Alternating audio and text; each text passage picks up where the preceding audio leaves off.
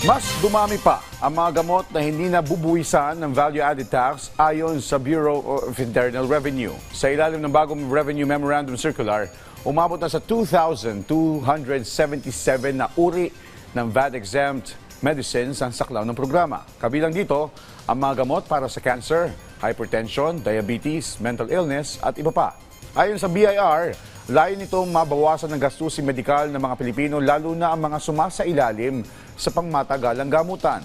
Matatanda binigyan diin ni Pangulong Ferdinand R. Marcos Jr. sa kanya ikalimang SONA ang pagpapalawak ng akses sa abot-kayang mga gamot at serbisyong pangkalusugan.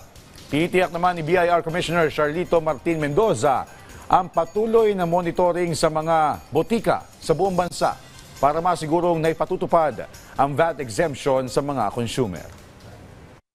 Every time na may endorsement ng FDA, immediately naglalabas kami ng Revenue Memorandum Circular para pagpapatupad nito.